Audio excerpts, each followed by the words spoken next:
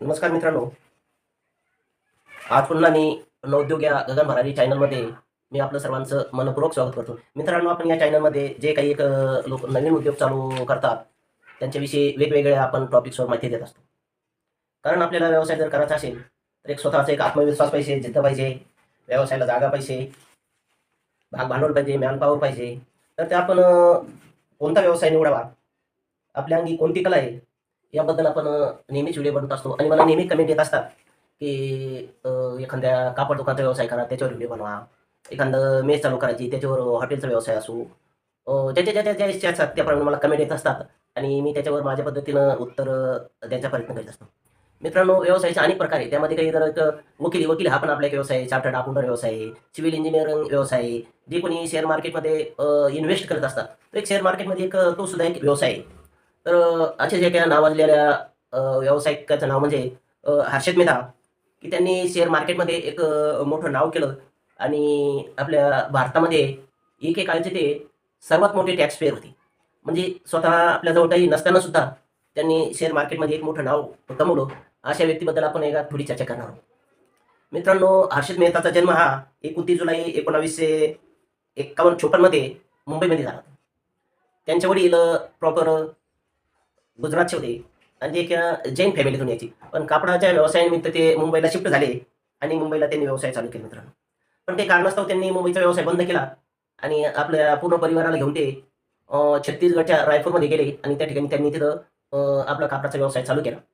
त्या ठिकाणीच हर्षद मेहताचं शिक्षण झालं. पण हर्षद मेहता हा पहिल्यापासूनच असा एक विचित्र होता, की आपण म्हणतो ना, की एक काहीतरी यशस्वी व्यक्तीचे पाळण्यात दिसतात. तसं त्यांच्या अंगी काही एक वेगळेच गुण होते. हर्षद मेहताचं जास्त शाळेवर लक्ष नव्हतं.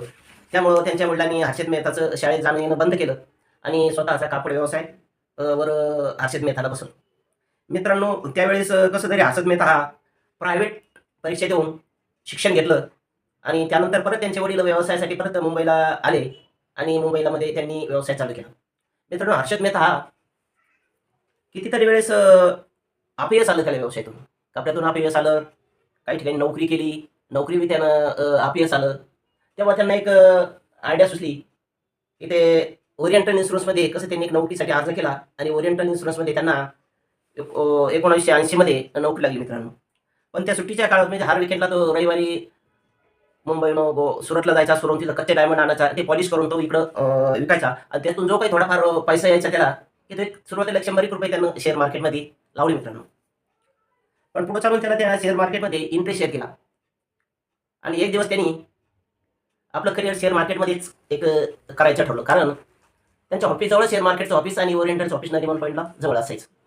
त्या ठिकाणी हर्षद मेहता त्याला पूर्ण काही माहिती नव्हती. पण शेअर मार्केटमध्ये नेहमी लोक ये-जा करतात, लोकांची भेट दिसायची. त्यावेळेस हर्षदला वाटलं, की या ठिकाणी काय चालतं, काय नाही त्याबद्दल आपण एक माहिती घेऊ आणि त्याला समजलं, की या ठिकाणी एक विशिष्ट कंपन्यामध्ये आपण पैसा गुंतवतो मार्केटमध्ये आणि त्या कंपनीला जर प्रॉफिट होत गेलं, तर आपण जे घेतलेले शेअर्स असतात त्याच्यापासून आपल्याला फायदा होतो आणि एक शेअर मार्केटमध्येच आपलं एक करिअर बनायचं हर्षद मेहता मित्रांनो ठरवलं. त्यामुळे तिने आपल्या कंपनीचा राजीनामा दिला आणि त्यावेळेस जे एक ब्रोकर होते. ब्रोकरकडे ते तिकडे गेले आणि नंदलाल म्हणून एक ब्रोकर होते. ब्रोकरकडे गेले आणि म्हणाले, की मला तुमच्याकडे ड्युटीला असू द्या.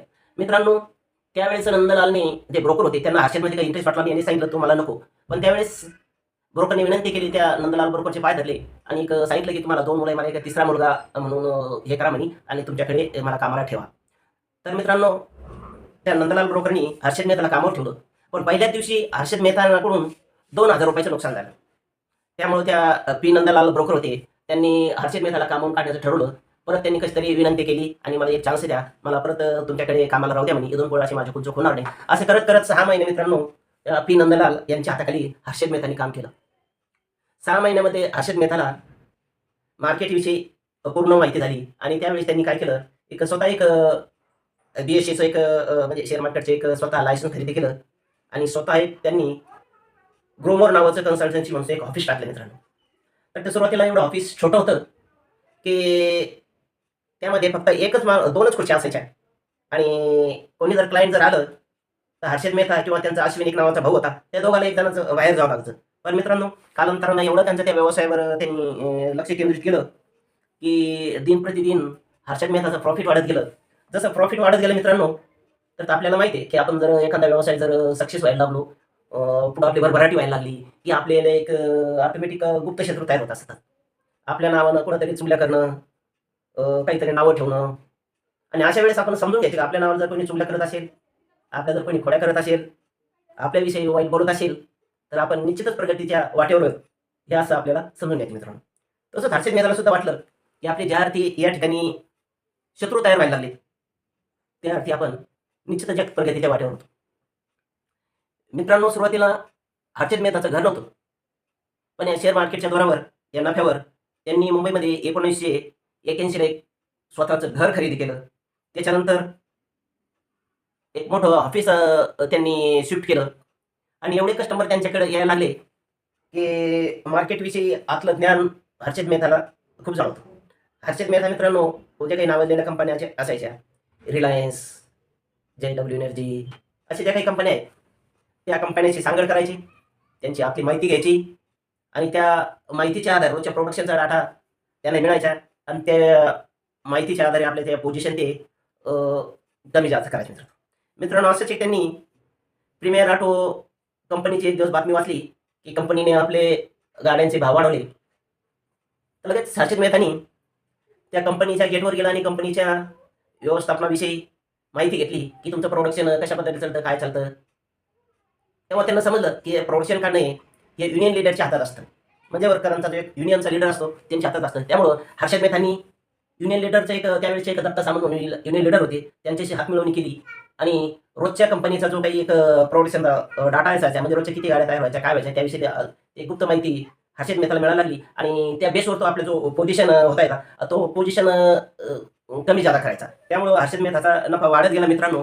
आणि त्यानंतर त्यांनी काय केलं, 1991 ला मुंबईच्या नरिमन पॉईंटवर एक सर्वात एक पुढारलेला भाग आणि सर्व ऑफिसेस मुंबईच्या नरिमन पॉईंटला येते. अशा ठिकाणी त्यांनी एक 15,000 स्क्वेअर फूटचा एक मोठं ऑफिस त्यांनी टाकलं मित्रांनो.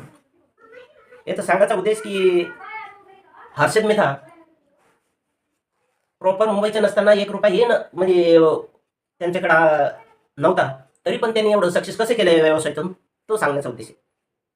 4 वेळेस हार झाली त्यांच्यावाली, तरी पण त्यांनी जो आपला व्यवसाय होता, तो व्यवसाय नीट सांभाळला, पण त्या व्यवसायातून त्यांनी हार मानली नाही.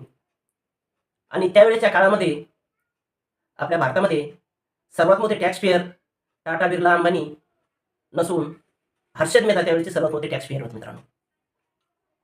पण हर्षद मेहताचं पुन्हा इच्छा आकांक्षा वाढत गेली, की आपण सर्वात मोठा एक ब्रोकर व्हायला पाहिजे आणि आपलं नाव, आपली कमाई अजून वाढायला पाहिजे. म्हणून त्यांना एक पैशाची अजून गरज भासली आणि त्यावेळेस त्यांनी म्हणजे आणि एवढा पैसा फक्त बँकेकडेच होता. त्यामुळे त्यांनी बँकेच्या लोकांशी भेटीगाठी घेणं चालू केल्या आणि कसा आपल्याला गैरमार्गाने पैसा बँकेकडून उपलब्ध होईल, असं त्यांनी अधिकाऱ्याच्या माध्यमातून एक सांगड घातलं आणि गैरमार्गानं SBI बँकेकडून त्यांनी करोडो रुपये घेतले आणि त्या पैशावर ते मोठमोठ्या पोझिशन आपल्या घेऊ लागले आणि त्यातून एक तगडा नफा कमावला लागले मित्रांनो. पण 1981 मध्येच ते फायनान्शियल इयर्सच्या त्यावेळेमध्ये त्यांनी घेतलेला पैसा, गैरमार्गाने घेतलेला पैसा, ते अधिकारी हर्षद मेहता हे सर्व त्याच्यात पकडले गेले आणि हर्षद मेहताला मित्रांनो त्यावेळेस जेलची शिक्षा झाली. हर्षद मेहता मित्रांनो कितीतरी दिवस जेलमध्ये होते आणि एक दिवस त्यांना 31 डिसेंबर 1992 ला अचानक त्यांच्या छातीत दुखू लागलं आणि त्यांचा एक त्या ठिकाणी मृत्यू झाला. त्यामध्ये बरंच काही राजकारण्यांचा सुद्धा हस्तक्षेप होता मित्रांनो. एवढंच एक सांगायचं एक कारण मित्रांनो, की जी व्यक्ती एक शून्यातून विश्व निर्माण करू शकते आपल्याजवळ काही नसताना सुद्धा, तर आपण सुद्धा असा एखादा व्यवसाय मित्रांनो करू शकतो, की त्या माध्यमातून आपण एक भरभराटी करू शकतो. असे कितीतरी व्यवसाय मित्रांनो, की कमी भांडवलमध्ये आपण व्यवसाय सक्सेस करतो आणि असे कितीतरी लोकांनी सक्सेस केलेले मित्रांनो. आपण बघत असेल मित्रांनो, एखाद्या रस्त्यावर एक 5-10 वर्षापूर्वी एक छोटंसं एखादं हॉटेल असेल, चहाची टपरी असेल, पण आज त्या ठिकाणी एक टोलेजंग त्याच्या आजच्या टपरीचं एक हॉटेलमध्ये रूपांतर झालेलं असतं किंवा चांगलं एक 5 स्टार हॉटेल त्या ठिकाणी झालेलं असतं. की या लोकांनी सक्सेस जे लोक होतात, त्यांच्या अंगी कोण काय म्हणेल याची भीती त्यांना नसते. ते आपल्या व्यवसायावर ठाम असतात. जिद्द, मेहनत, कर्तृत्व, वेळेचं पालन, वेळेला महत्त्व देऊन ते उद्योग त्यांचे यशस्वी झालेले मित्रांनो.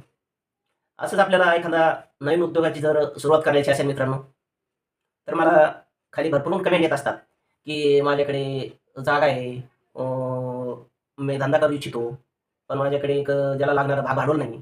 मग बँकेकडून कसं भागभांडवल उपलब्ध करायचे, त्याविषयी बी आपण मार्गदर्शन करतो. काय डॉक्युमेंट लागतात. तर आजचा व्हिडिओ तुम्ही सबस्क्राईब राहा आणि जे काही लोकांना एक व्यवसाय करायचा असेल, त्यांच्यापर्यंत हा व्हिडिओ पाठवा. लाईक करा, शेअर करा. कारण मी रोज व्यवसायासंबंधी व्हिडिओ याच्यावर टाकत असतो. जे लोक आपल्या व्यवसायामध्ये सक्सेस झालेत, त्यांनी शून्यातून विश्व निर्माण केलं.